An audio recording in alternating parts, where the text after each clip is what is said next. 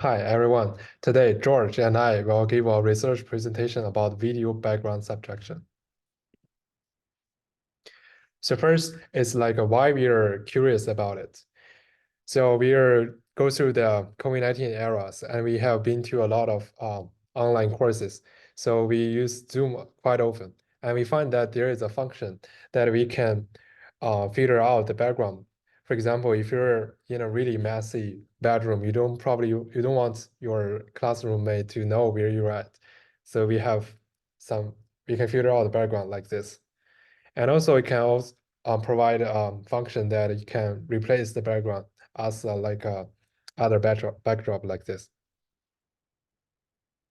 Yeah, so the main idea of this background subtraction is very simple.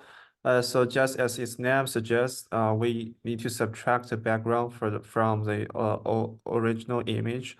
So we just use this current frame to minus this background model, and if we find that the value is bigger than a specific threshold, we mark it as a foreground and get the foreground mask. And in our class, we learned the OpenCV, and fortunately, we can also achieve this video background subtraction by this library.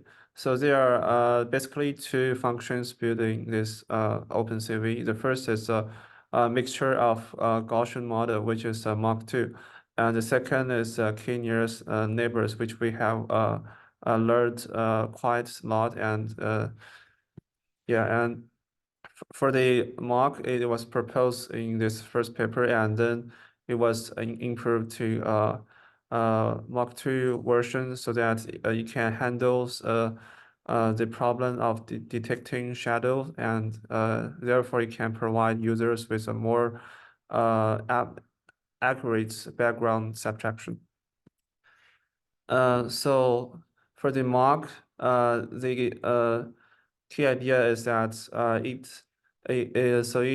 first like process the video frame by frame, and for each frame it treats the image pixel by pixel, and the pixels in the scenes is represented by a mixture of key Gaussian distributions, and the likelihood of this is can be defined by the below formula. And then we use this respective fineness values to be an index, and we sort the most be representative distributions from this index, and we and the formula for calculating the B is shown below. And so how should we know whether a pixel is a foreground or a background? In this model, we use a standard deviation to help us to recognize this. So if we find a pixel value is more than 3 standard deviations, which means that is somehow normal at that place, and we think it's not the background because the background model is still and is very less likely that we can find such a big standard such a big difference between those two. And how we update this Gaussian models. The first Gaussian component that match the test values, it will be updated with the below 5 formulas. And there is also a case in which none of the key distributions match a pixel value. Then how should we do? So in this case, the least probable component of this mixture model is replaced by a distribution with a current value as its main and a very high variance, and also somehow low weight parameter. So to summarize, the flow of this MOG2 is pretty straightforward. First, we just randomly initialize the parameters. Then we train the background model, and we do the analysis pixel by pixel. And as I have mentioned about, if it's within 3 standard deviations from the mean, it should be treated as a background. Otherwise, it is marked as a foreground. And for the last step, it's a model adaptation. So like in the last slide, I have showed you that if not, so if a pixel does not match any Gaussian's prompt, it will create a new model.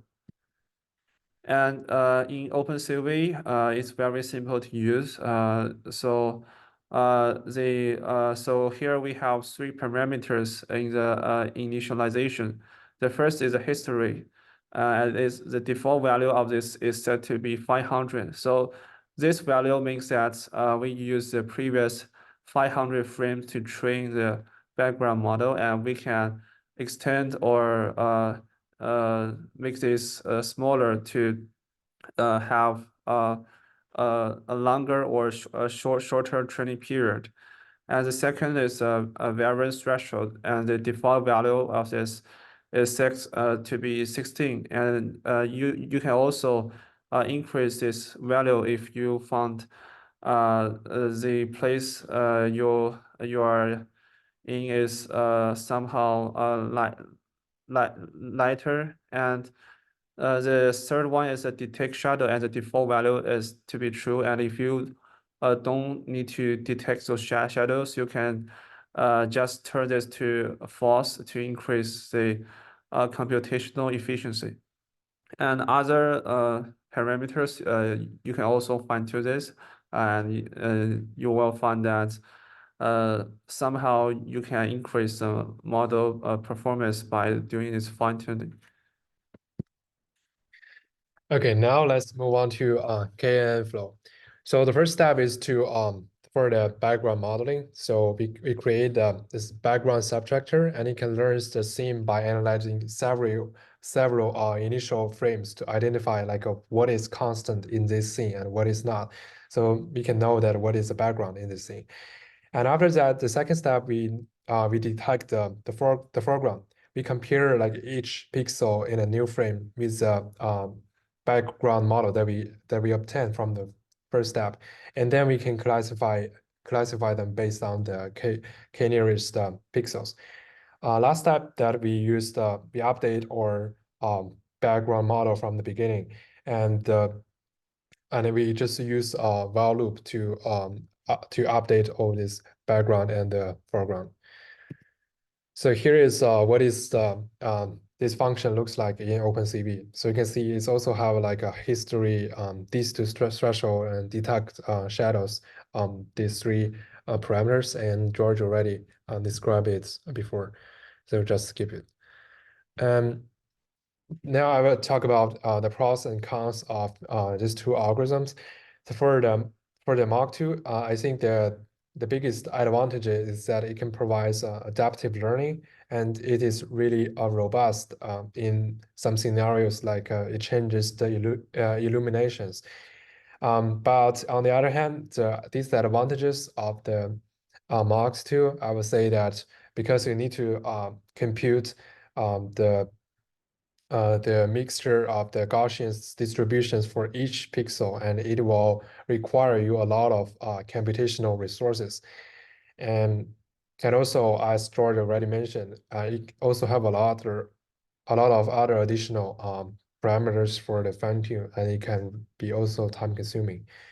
For the KNN, the most advantageous thing is that it's really simple, and it is robust to the noise, because if just the point one point is changing, but after we applying the KNN algorithm, it will notice that this place is detected as the noise.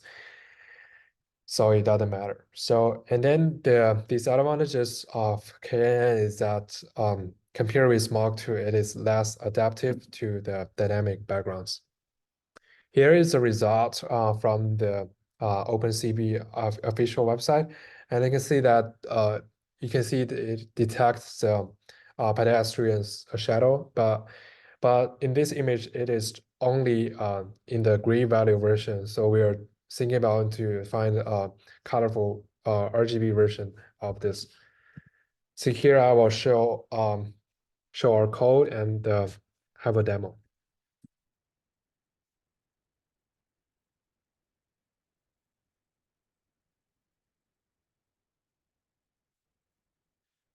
Okay, so here is what is the code looks like. So first, for users, you can choose which method you want to choose, which method you want to use.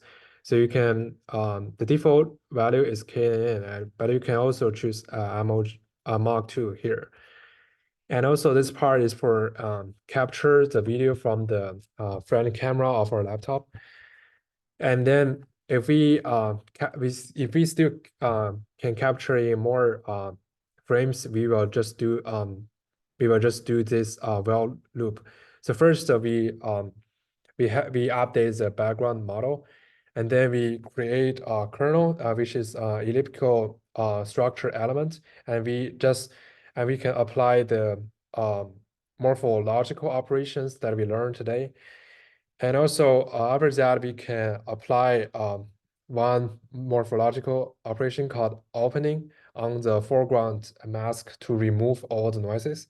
And then we can apply dilation, this operation to fill in the small holes within the foreground objects, because in some scenario, we can find the similarity between the foreground and the background. So they will have some holes on the foreground objects. And then we extract the foreground objects using the foreground mask, and then combine the background from the original frame. Then we can get the video that we want. So here I will just show the MOG2 version.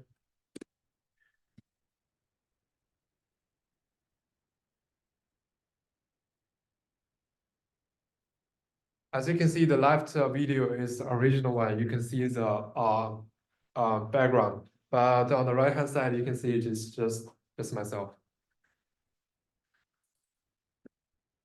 And then we can try the KNN version.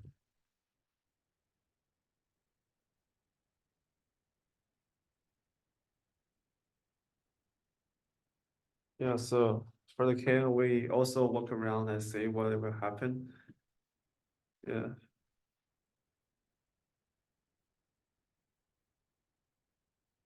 Yeah, so in my personal opinion, I think KNN might perform a little bit better. And then we can tap Command Q to quit this program. And then yeah, and we also compare with the image background subtraction, which we did as the homework in previous assignment, and we found that the performance of our video background subtraction is not so satisfactory as the image background subtraction, and we think it's not hard to understand this difference. So first, for the image background subtraction, the background is like a green background, and is a very good background that the computer can use to separate the human and the background. But for our video background subtraction, the background is more complex, and the video it is dynamic rather than a still image, so it will be harder for us to achieve a very good performance. Yeah, and that is all for our presentation. Thanks for your listening. thank you for listening. If you have any questions, feel free to contact us. Yeah. See you later. See you.